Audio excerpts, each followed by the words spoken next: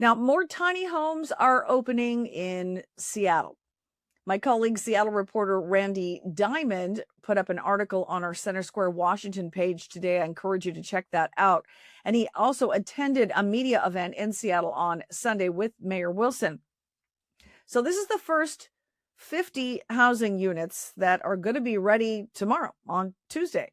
And it's far short of the mayor's promised 500 units she said we'd have by now. But, it's a tenth. We're a tenth of the way there, I suppose.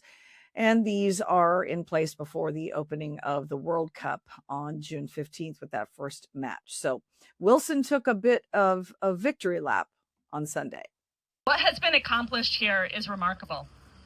From site selection to opening day, this project moved from concept to reality in approximately 5 months. That is one of the fastest shelter development timelines our city has ever achieved. And I just want to emphasize, yes, you can clap for that. Yeah. And that speed matters. When people are sleeping outside, every month matters, every week matters, and every day matters. She touted the fact that from site selection to the opening of these first 50 homes, it was basically 5 months. So she's counting that a major success. Says it's been one of the fastest shelter development programs in the city. But I do remind you that Inner Bay, where these 50 homes are going in, is the same area where a tiny home village has come under incredible scrutiny after a reporter took Andrea Suarez of We Heart Seattle into that village and showed her one of the tiny homes in that village set aside basically for fentanyl use. This was the drug house in the tiny village. And the assertion there from residents who spoke with Andrea Suarez on the record was that the managers there, the operators of this facility, know full well what's going on, and they choose to turn a blind eye. All right, another update in keeping with our Seattle topic today. We seem Seattle-centric today, don't we? It's an about face from Mayor Katie Wilson.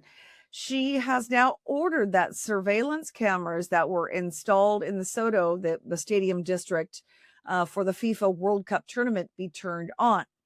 In recent weeks, she said, unless we have a credible threat, we can say there's some stuff online that shows that some players might be planning an attack during one of the matches.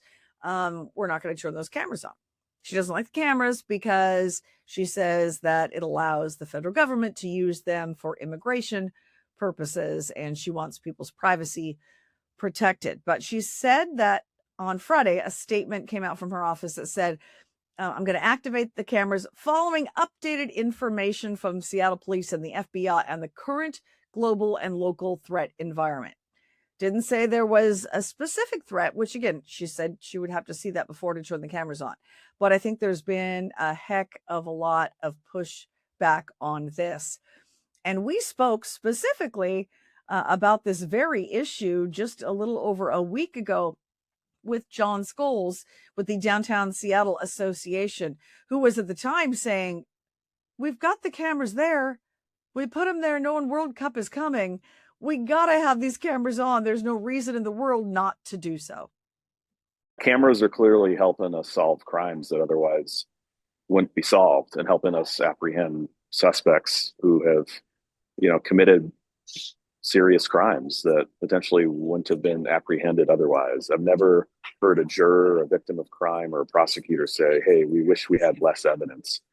And these cameras provide clear evidence, and they're helping our officers. And as we rebuild the police force and hire more officers, and we've been down, several hundred over these last couple of years from where we were in 2019, having this tool and technology is helpful. So I say more cameras. I'm glad the mayor has evolved her position and I think recognized the value of this system and has been listening and talking to a lot of people and kept the ones we do have in place, which was, I think, somewhat potentially contrary to the position and some of what she said on the campaign trail.